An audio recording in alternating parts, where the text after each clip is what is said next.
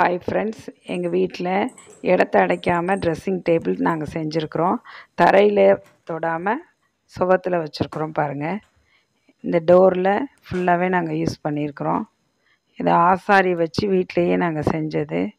எல்லாமே ப்ளைவுட் வச்சு செஞ்சது. கண்ணாடி பாருங்கள், உயரமான கண்ணாடி வச்சுருக்குறோம். அதுக்கப்புறம் கீழே 2 ட்ராவ் கொடுத்துருக்குறோம். இந்த 2 ட்ராவும் நல்லா ஸ்பேசியஸாக இருக்கும்.